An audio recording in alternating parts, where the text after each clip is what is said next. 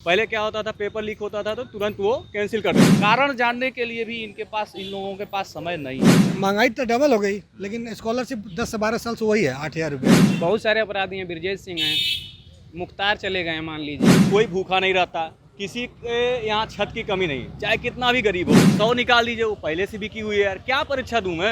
अब योगी जी भी ना अपना इमेज बचाने लग गए। पढ़ने के लिए जो है कि उसके पास पैसे नहीं है, आप फीस बढ़ा देते हो 400 गुना। उनको क्या मतलब है, वो सोचते हैं कि अब मैं तो सीएम बन ही गया हूँ, बाकी चाहे। उत्तर प्रदेश में हिंदुत्ववादी सरकार एक डंका बजा रही है कि पूरे प्रदेश में राम राज चल रहा है। योगी सरकार के 180 दिन भी पूरे हो चुके हैं। यूपी की जनता 180 दिन में खुश है या नाराज़ है, ये सारी बातें हम यहाँ के यूथ हैं, हम उनसे जानने की कोशिश करेंगे कि कितना खुश हैं। ये बताइए कि यूपी सरकार इस दूसरा जो काल है 180 दिन पूरे हो चुके हैं, क्या कुछ नया बदलाव हुआ है, क्या कुछ नया आप इससे उम्मीद करते हैं? हमारा सवाल है कि आप योगी सरकार से कितना खुश हैं? योगी सरकार से कितना खुश हैं? हाँ। एकदम खुश नहीं है। क्यों? क्योंकि रोज़गार नहीं मिल रहा है। हम लोग छात्र हैं, सबसे पहले बेसिक नीड जो है हम लोगों की रोज़गार की है। बाकी देख रहे हैं महंगाई जो है, जो हम लोगों की आवश्यकता है रोज़गार की, सबसे पहले वो पूरा नहीं हो रहा। महंगाई चरम पे चली जा रही है और भ्रष्टाचार तो देख ही रहे हैं। रेप का जो मायने ये आपके प्रदेश में है वो देख रहे हैं। और ऐसे बहुत सारे मुद्दे हैं जिस पे सारे तरीके से पहले अपना मैनिफेस्टो उठा के देख लें, जो वादा किए हैं उसमें कितना उसको फुलफिल किए हैं, तो हम तो कहेंगे कि एकदम फेल है। ये बताइए कि इस सरकार लगातार ये कहती है कि अपराधी डर कर भाग गए हैं और आप कह रहे हैं कि बढ़ गए हैं, ये कितना सही है? रेप के बारे में भी तो कहते हैं, पीछे 3-4 दिन का डाटा उठा के देख लीजिए, छोटी छोटी बच्चियों के साथ रेप किया जा रहा है और वो पकड़े नहीं जा रहे हैं। इस बारे में भी तो बहुत सारा वो डंका पीटते हैं, उसके बारे में भी बताइए। और अपराधी कौन से भाग गए हैं? बहुत सारे अपराधी हैं, ब्रजेश सिंह हैं, मुख्तार चले गए हैं मान लीजिए, अभी धनंजय सिंह घूम रहे हैं, और ऐसे बहुत सारे माफिया हैं वो भी तो घूम रहे हैं। अपराधी एक पक्ष के और विपक्ष के थोड़ी होते, अपराधी तो अपराधी होते हैं। ठीक है, अपराधी घटना घटी है कि नहीं यूपी में? नहीं देखिए, घटना तो घट रही है, उस पर कार्रवाई भी हो रही है। बस इसी मुद्दे पे ये थोड़ा ठोस दिखते हैं कि हाँ यहाँ थोड़ा सा अपराधियों में डर हो गया। बाकी सारे मुद्दे देख लीजिए, अब योगी जी भी ना अपना इमेज बचाने लग गए। पहले क्या था, एक निडर उनका इमेज था कि हाँ योगी जी बढ़िया कर रहे हैं, लेकिन अब वो भी किसी न किसी डर से कि बचाने के चक्कर में, जैसे कोई भी नियुक्ति ले लीजिए, पहले क्या होता था, पेपर लीक होता था तो तुरंत वो कैंसिल कर देते, लेकिन पिछले 2-3 पेपरों में पेपर लीक भी हुआ है, रोटेट भी हुआ है, लेकिन योगी जी अपने इमेज बचाने के डर से फिर वो क्या किए हैं, उसको नकार दिए हैं। उनको क्या मतलब है, वो सोचते हैं कि अब मैं तो सीएम बन ही गया हूँ, बाकी चाहे इसका असिस्टेंट प्रोफेसर हो, चाहे इनका हो, चाहे 25 लाख वाले का हो, चाहे पढ़ने वाले का हो, होगा कोई जाएगा, मैं अपना इमेज क्यों ख़राब करूँ। कहीं ना कहीं देखिए, हर तरीके से देखना चाहिए हम लोग को। कानून के क्षेत्र में तो ये सफल हैं, ठीक है, कार्रवाई कर रहे हैं, अच्छी कार्रवाई कर रहे हैं, सबके मन में एक डर बना हुआ है। लेकिन आप देखेंगे ना, एजुकेशन के क्षेत्र में इतना फ्लॉप है ये एक वैकेंसी ट्रांसपेरेंट नहीं हो रही है, सारा का सारा पेपर लीक हो जा रहा है। लीक तो छोड़िए, 20 लाख 22 लाख कहाँ से दे भाई। हमारी एक ही उम्मीद है, मैं रिसर्च स्कॉलर हूँ, मेरा आगे का क्या होप है, एक ही है कि भाई मैं असिस्टेंट प्रोफेसर बनूंगा। मैं ग्रामीण क्षेत्र से आता हूँ, यहाँ पे आया, मेरा एक होप है कि हायर का एग्ज़ाम दूंगा, जीडीसी का एग्ज़ाम दूँ, मैं बनूंगा असिस्टेंट प्रोफेसर। लेकिन मेरे सामने वो भी तो बंद है। क्या हो रहा है, 20 लाख 22 लाख खड़े एक सीट बिक रही है ना, उस पर किसी का ध्यान नहीं है। क्यों नहीं है? ब्यूरोक्रेट्स इतने ज़्यादा मजबूत हो गए हैं कि अगर मैं आवाज़ उठाऊंगा तो पता चला मेरे पे केस हो जाएगा कि तुम कैसे बोल सकते हो बे कि 22 लाख में बिक रहा है। ठीक है, लेकिन ये ज़मीनी हकीकत है। अगर मेरे माध्यम से कोई भी सुन रहा है तो ये समझे। देखिए, मैं बचपन से सपना देखता था कि भाजपा की सरकार बने, यूपी में बना, सेंटर में बना, इतना मतलब जो सपना था, ड्रीम था ना, वो पूरा हुआ। लेकिन उसके बाद मुझे क्या मिला, मैं पढ़ लिख के क्या हूँ, मैं सोच ही नहीं सकता असिस्टेंट प्रोफेसर के लिए। मैं अब मेरी पीएचडी कंप्लीट होगी, मैं जाऊँगा घर।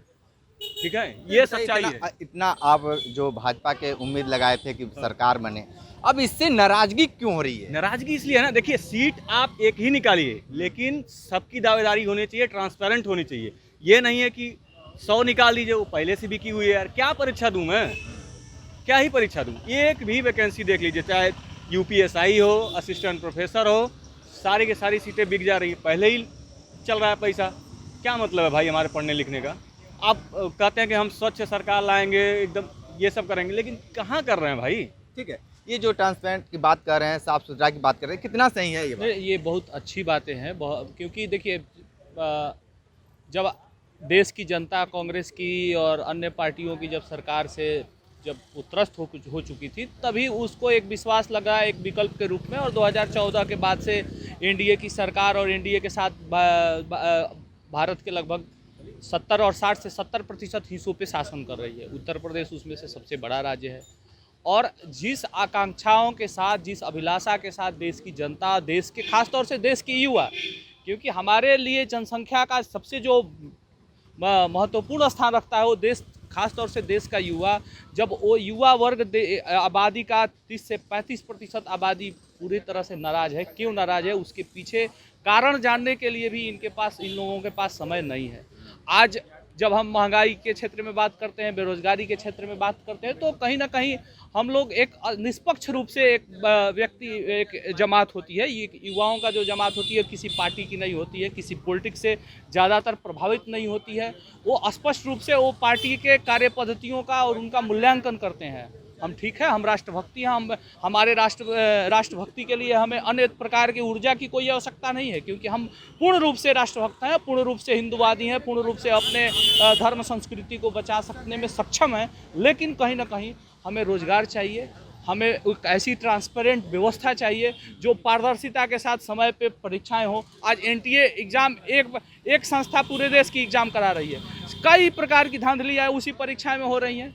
आप देखिए, अभी सितंबर चला आया, सितंबर बीतने को है, अक्टूबर आ जाएगा, एडमिशन होते होते यूजी का एडमिशन हो जाएगा, तो 2022 का एडमिशन 2023 में होगा। कहाँ से बच्चे पढ़ेंगे, कैसे बच्चे पढ़ेंगे, किस भविष्य का निर्माण करना चाहते हैं, कैसे हमारा देश विश्वगुरु जाएगा। तो कहने का मतलब ये है कि हम उस स्थिति तक जहाँ तक पहुँचना चाहिए था, जो आकांक्षाएं, जो अभिलाषाएं थी इस सरकार से, कहीं ना कहीं युवा वर्ग उससे नाराज। ठीक है, ये बताइए कि आप रोजगार की बात करते हैं, रोजगार की जब बातें होती हैं, जब चुनाव आता है तब, फिर भी रोजगार नहीं है, महंगाई है, फिर भी सरकार वापस चली आ रही है। सरकार देखिए वापस आ रही, बहुत चीज़ अच्छाई भी हैं। देखिए रोजगार कितने लोगों को चाहिए, जो पढ़े लिखे लोग हैं वो उनकी जो है ना कम्युनिटी बहुत छोटी है, बहुत छोटे संख्या में, लेकिन ये बहुत सारा ऐसी योजना चलाते हैं ना जो मेजोरिटी को फ़ायदा देता है। नो डाउट, आज गांव में जाके देखेंगे कोई भूखा नहीं रहता, किसी के यहाँ छत की कमी नहीं, चाहे कितना भी गरीब हो, इतना ज़्यादा आवास बनाए, ये सब योजनाएं बहुत सफल है इनकी। आयुष्मान भारत हो गया, बाकी योजनाएं बहुत सारी सफल है, क्योंकि ये मेजर वोट बैंक को कवर करती हैं। लेकिन जो एक बौद्धिक वर्ग है ना, वो दुखी है, और ये लोग को उनका फ़र्क नहीं है, इसलिए कि उनके वोट बहुत थोड़े से है ना। लेकिन यार देश को आगे, ठीक है, वो सब चीज़ ठीक है।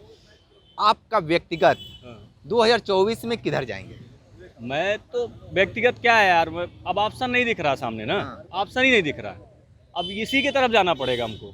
देखिए, आप एक तरफ नाराजगी है और ऑप्शन खोज रहे हैं। देखिए अपने ही लोग, हाँ, जब अपनों का दिल दुखता है ना, अपने लोगों को गलत करने से रोकते हैं, उनको मैसेज जाना चाहिए कि भाई आप ट्रांसपेरेंट कराइए, बाकी सारी चीज़ें ठीक है, आप ट्रांसपेरेंट नहीं कराएंगे छवि खराब होगी, हम जैसे लोग आहत होंगे जो आपको चाहते हैं, दिल से चाहते हैं कि आपकी सरकार रहे, हमेशा आप लोग जीते हैं। लेकिन क्या है, अब दिल दुखी हो रहा है ना यार, आगे कोई मतलब नहीं है। सारे लोग कहते हैं कि हमें विकल्प नहीं है, राहुल गांधी चाहे फलाना, तो उसमें पहले से दे दिया गया है कि आप नोटा का इस्तेमाल कर सकते हैं। आप इसके लिए अब मैं आगे से नोटा के बारे में सोचूंगा। ठीक है, और भी छात्र हैं, हमसे बात करेंगे कि क्या कुछ जिस तरीके से इस समय चल रहा है। ये बताइए कि वर्तमान सरकार से कुछ है या नाराज? वर्तमान सरकार बीजेपी की है और डबल इंजन की सरकार कही जाती है। इस सरकार से छात्र होने के नाते हमको यही उम्मीद था कि हमको नौकरी मिलेगी, शिक्षा में जो है कि फीस वृद्धि नहीं होगी। इस समय जो सबसे ज्वलंत मुद्दा छात्रों के ऊपर संकट ये आ पड़ा है कि जो फीस वृद्धि का मुद्दा, जिसको सदन में भी उठाया गया, छात्र रोड पे हैं, आत्मदाह करने का प्रयास कर रहे हैं कि इस मुद्दे को 400% तक फीस वृद्धि कर दी गई। जिस यूनिवर्सिटियों में फ़ीस जो हम लोग कभी 150-200 रुपये दे के सेमेस्टर की पढ़ाई करते थे, आज वो 1000 रुपये हो गया है। तो इस चीज़ को देखना होगा कि जो ग्रामीण अंचल से जो बच्चे पढ़ के आते हैं, उनको यूनिवर्सिटी में सोशल वेलफेयर के तहत जो है कि यहाँ पे शिक्षा, सरकारी गवर्नमेंट कॉलेज इसलिए होते हैं कि यहाँ पे कम फीस लगेगा। उनकी एक ही होप रहती है कि मैं कॉन्वेंट में नहीं कौन सरकार आ जाए तो बेहतर काम करेगी? नहीं, ये कोई मतलब नहीं हुआ ना। जो सरकार चुन ली है जनता, उसी सरकार को काम करना है। सोशल वेलफेयर का काम स्टेट का ही काम होता है, और उस स्टेट होने के नाते उनकी जिम्मेदारी होती है कि जो हमें राज्य के नीति निर्देशक तत्व का जो उद्देश्य है कि शिक्षा के क्षेत्र में जितनी निस्वार्थ भाव से शिक्षा के क्षेत्र में ये सरकार फेल है या पास है? फेल है। देखिए, छात्र को चाहिए कि वो जब पढ़ाई करता है तो उसकी फीस जो है कम रहे, जब वो एग्ज़ाम देता है तो फेयर एग्ज़ाम हो कि नौकरी उसको मिल सके। लेकिन जो विद्यार्थी पढ़ाई करके इतना मेहनत करके और जब वो एग्ज़ाम में बैठता है तो पेपर लीक हो जाते हैं। हाँ, पढ़ने के लिए जो है कि उसके पास पैसे नहीं हो, आप फीस बढ़ा देते हो 400 गुना, तो छात्र कहाँ से पढ़ पाएगा? जिसके पास पैसा है वो तो कॉन्वेंट में पढ़ा लेगा, लेकिन जो ग्रामीण क्षेत्र के बच्चे आते हैं, जो किसान के बच्चे हैं, वो कैसे पढ़ाई करेंगे? जब जो सरकारी इंस्टीट्यूशन के फीस जो प्राइवेट की तरह हो जाएंगे तो फिर ये रहा ही क्या? गवर्नमेंट सोशल वेलफेयर का काम कॉन्सेप्ट ही भूल गई। जो समाज हित में, जो ये बिजनेस का पार्ट नहीं ना है। आप इससे जो है आप कमाई करके और अपने एम्प्लॉइयों को पैसा नहीं देंगे। जो टैक्स का पैसा आता है उससे एम्प्लॉइयों को पैसा देना है, प्रोफेसर को पैसा देना है, इंस्टीट्यूशन को चलाना है। आप सोच रहे हो कि हम ही पैसा दें और हमारे ही पैसे से इंस्टीट्यूशन चले? ये तो संभव नहीं है। अच्छा, ये बताइए कि जब शिक्षा इतना महंगा हो जाएगा तो आपको लगता है कि भारत विश्व गुरु बन पाएगा? आज के डेट में आप उठा के देख लीजिए कि जितने भी टैलेंटेड बच्चे हैं मैक्सिमम ग्रामीण क्षेत्रों से आते हैं। उनके पास बहुत ही ज़्यादा टैलेंट होता है, लेकिन वो कहाँ तक कुछ समय तक लड़ाई कर पाते हैं। वो इंटर तक लड़ाई करके पढ़ाई कर लेंगे, ग्रेजुएशन में कैसो करके, लेकिन कोई प्रोफेशनल डिग्री वो करने के लायक नहीं बचे, क्योंकि प्रोफेशनल डिग्रियों के लिए इतना ज़्यादा महंगा फीस हो गया है कि आज के डेट में इसी विश्वविद्यालय में आप कोई भी प्रोफेशनल कोर्स उठा लीजिए, मिनिमम 20,000 रुपये फीस है उसकी। तो कहाँ से कोई दे पाएगा? 3,000 रुपये तो अपनी रेगुलर फीस नहीं दे पाता है बच्चा, उसका जो है कि फीस कोई और दे के एडमिशन कराता है। और आप जो है कि यहाँ पे अपने इंस्टीट्यूशन में प्राइवेट इंस्टीट्यूशन की तरह काम कर रहे हैं। यहाँ पे 20-20 हज़ार रुपये जो कोर्सेज हैं जो 2024 में किसको लाएंगे? देखिए, जो हमारे हित की बात करेगा हम उसको वोट करेंगे। कौन लगता है कि कौन पार्टी आपको हित की बात कर हम सकती है? सबका मैनिफेस्टो देखेंगे, और मैनिफेस्टो के साथ साथ हम उनका चरित्र भी देखेंगे। जो पिछली बार उन्होंने देखिए, कोई भी पार्टी आएगी तो आज नहीं आएगी चुनाव के सामने, वो पुरानी भी रहेगी। जैसे कांग्रेस भी आती है, समाजवादी पार्टी भी आती है, भाजपा भी आएगी, आम आदमी पार्टी भी है। तो चुनाव तो सब लड़ेंगे, मैनिफेस्टो भी सब जारी करेंगे। हम देखेंगे कि जो मैनिफेस्टो की जहाँ तक बात कर दी हम आप कर रहे हैं, नहीं, मैनिफेस्टो पे ही हम जज करेंगे ना। क्योंकि जो पुरानी सरकारें बनी हैं सबका एक ढर्रा चलाया है कि मैनिफेस्टो जारी करेंगे और हम उस पर काम करेंगे। लेकिन कौन पार्टी उस मैनिफेस्टो पे काम किया हम ये जज करेंगे, उसमें जिसका परसेंटेज ऊपर रहेगा। क्योंकि मैं जानता हूँ कि मैनिफेस्टो 100% लागू नहीं किया जा सकता है, लेकिन जिसका परसेंटेज ज़्यादा रहेगा। जैसे समाजवादी पार्टी ने कहा था कि यहाँ पे लैपटॉप वितरण करेंगे, छात्रों को निःशुल्क लैपटॉप देंगे, मेधावी छात्रों को कुछ एक्स्ट्रा फेलोशिप देंगे, कन्या विद्या धन देंगे। मतलब छात्रों के लिए जो शिक्षा के क्षेत्र में उन्होंने काम किया, ये अच्छा काम था। बीजेपी गवर्नमेंट ने भी ये वादे किए थे, मैं लैपटॉप दूंगा, लेकिन आज तक किसी के हाथ में मुझे लैपटॉप तो नहीं दिखा। आगे भी पता नहीं फॉर्म भरवाए जाते हैं हर साल और लैपटॉप किसी को नहीं मिलता है। कोई अधिवेशन करके 500 लोगों को दे दिए, वो अलग की चीज़ है। वो तो आप दिखावे के लिए मैनिफेस्टो को देखिए, कार्य करना उचित नहीं होता है, कार्य दिखना चाहिए। आप कागज़ पर कर दिए, इससे नहीं मतलब होता है। कौन यहाँ पे छात्र है, किसी से पूछ लीजिए, किसी कोई लैपटॉप पाया है? कोई भी व्यक्ति। दूसरी बार सरकार बनी और दोनों बार उन्होंने कहा था कि मैं लैपटॉप दूंगा। क्या है ये? स्कॉलरशिप में जितनी बड़ी धांधली चल रही है, केवल कि या तो मतलब एक जाति विशेष के लिए स्कॉलरशिप दी जा रही है। भी तो 10 साल से 8,000 हाँ बताइए, क्या बता रहे थे आप? मैं तो पीजी स्कॉलर हूँ डिपार्टमेंट का। तो स्कॉलरशिप जैसे कि 8-10 साल पहले से 8,000 मिल रहा है, और 8 से 10 साल पहले पीएचडी करने में लाखों रुपए लग जाते हैं, 8,000 में कैसे काम चल पाएगा? वही मैं जैसे कहने में 8,000 तो हमारे खाने में रहने में खत्म हो जा रहा है। पहले 25 रुपये मेस का लगता था, आज 60 रुपये 70 रुपये लगने लगा। अब 8,000 दे रहे हो तो कुछ तो बढ़ाना चाहिए। अच्छा, ये जो नेता हैं, ये भी अगर पीएचडी किए होते तो इनको पता चलता कि हमारे पीएचडी करने में कितना पैसा लग रहा है, तब हो सकता था कि आपको ऐसी बात नहीं। जो वीसी है वो खुद IIT से रह के, उनको पता है कि पैसे की क्या इंपॉर्टेंस है। पैसे नहीं रहेगा तो आप कोई अच्छी जगह रिसर्च करने जा ही नहीं सकते। किसी यूनिवर्सिटी में आप घूमने के लिए, लेक्चर लेने के लिए नहीं जा सकते। 8,000 में आप कुछ नहीं कर सकते। आज की डेट में महंगाई तो डबल हो गई, लेकिन स्कॉलरशिप 10 से 12 साल से वही है 8,000 रुपया। कम इसको चीज़ें होनी चाहिए। इसीलिए लेवल यहाँ के रिसर्च के लेवल गिर रहा है, लेकिन यूनिवर्सिटी इसी पर ध्यान नहीं दे रही है। अच्छा, कौन सी सरकार आएगी तो ये सब काम बहुत अच्छा से सरकार तो ऊपर की बात नहीं है, मेन है कि जो फिर भी इसको चलाने के लिए कोई ना कोई सरकार तो चाहिए ना, जो बेहतर काम करे छात्रों के लिए, छात्रों के हित में करे। देखिए छात्रों के हित में जैसे हम लोग को दिखे थे तो हम लोग EWS सर्टिफिकेट हम लोग जनरल से थे।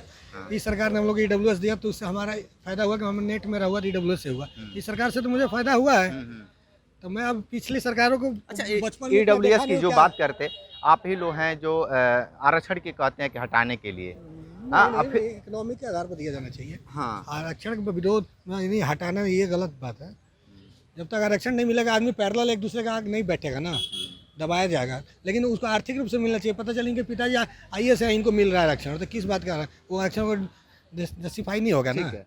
तो ये छात्र थे और सीधे तौर पे ये लोग ये कह चुके हैं कि इस बार जो चुनाव होगा उसमें भी ये लोग नोटा का भी प्रयोग करेंगे। और बहुत ऐसे छात्र हैं जिनको स्कॉलरशिप नहीं मिली, जो PhD कर रहे हैं उनको सिर्फ 8,000 रुपये स्कॉलरशिप मिल रहा है, और जिसको शोध करने के लिए 8,000 रुपये महीने से एवं लग जाते हैं। क्या कुछ है, लास्ट एक सवाल है कि इस बार जो आप लोग चुनेंगे सरकार को, एक लाइन में बता दीजिए कि किसको चाहते हैं केंद्र में? किसको चाहते हैं केंद्र में? देखिए, हम एक छात्र होने के नाते एक जिम्मेदार नागरिक भी हैं, तो हमें छात्रों को जो सुविधाएं हैं वो तो हमको चाहिए ही चाहिए। उसके अलावा जो सोसाइटी है, हमारी सोसाइटी बिल्कुल क्लीन होनी चाहिए। एक अच्छा एस्पेक्ट होना चाहिए सोसाइटी में रहने का, एक जो मापदंड है, आदर्श मापदंड है, उस चीज़ को जो छूने का प्रयास करेगा जो भी सरकार, जिसके मैनिफेस्टो में वो चीज़ें हमें दिखेंगी, जैसे स्वास्थ्य हो गया, शिक्षा हो गया, महिला सुरक्षा हो गई, कानून व्यवस्था हो गई। देखिए, महिला सुरक्षा और कानून व्यवस्था दो चीज़ मैं बोल रहा हूँ क्योंकि महिलाओं को ये समाज कमज़ोर मानता है, इसलिए उसके प्रति अपराध ज़्यादा हैं। और कानून व्यवस्था सबके लिए, उसमें महिलाएं भी हैं, लेकिन महिला व्यवस्था के लिए अलग से व्यवस्था की जाती है, क्योंकि गवर्नमेंट भी हमेशा ये वुमेन हेल्पलाइन नंबर और ये चीज़ें महिलाओं के लिए अलग से व्यवस्था की है। तो ये एक अच्छा, बहुत ही मतलब सेंसिटिव मुद्दा है, जिसके लिए व्यवस्था करनी होगी। हर एक सरकार को एक अच्छा कदम उठाना चाहिए कानून व्यवस्था के लिए, महिलाओं को दृष्टिकोण में रखते हुए। कानून व्यवस्था तभी सुदृढ़ है जब तक जुडिशरी स्वतंत्र है। मेरे हिसाब से मुझे ये प्रतीत होता है कि आज के डेट में जुडिशरी में उतना स्वतंत्रता नहीं व्याप्त है, उनके ऊपर भी बायसनेस का चार्ज लग रहा है, आम जनता लगा रही है। ये प्रूफ नहीं किया जा सकता कहीं से भी कि जुडिशरी बायस्ड है, लेकिन कोई भी निर्णय आता है, निर्णय को देख के ये पता चल जाता है कि ये निर्णय बायस्ड है या नहीं। तो हमें अपने इंस्टीट्यूशन को बचाना जरूरी है, जो कॉन्स्टिट्यूशनल इंस्टीट्यूशन है, जो जुडिशरी है, एग्जीक्यूटिव है, इन लोगों को बिल्कुल पावर देना चाहिए कि वो अपना काम स्वतंत्र रूप से करें। ऐसी सरकार होनी चाहिए कि इंस्टीट्यूशन को नुकसान न करे। तो ये छात्र थे और सीधे तौर पे ये कह रहे हैं कि जो भी अब चुनाव होगा उसमें बहुत सोच समझ के ये लोग वोटिंग करेंगे, क्योंकि ज़्यादा दिन नहीं रह गए हैं, 2024 आने में ज़्यादा वक्त नहीं लगेगा। देखना दिलचस्प ये होगा कि युवा 2024 में किधर जाते हैं। युवा जिधर जाएंगे उधर ही उसकी सरकार बनेगी। तो देखते रहिए खास रिपोर्ट बनारस के BHU से। पेश है न्यूज बकेट हिंदी मासिक पत्रिका। पढ़ें इस महीने की पूरी खबर विस्तार से हमारे न्यूज बकेट की मैगजीन में। हमारी मैगजीन को मुफ्त में पढ़ने के लिए अभी लॉगिन करें www.newsbucket.in पर। इसके अलावा रोज की ताज़ा खबरों के लिए हमारे YouTube चैनल को तुरंत सब्सक्राइब करें।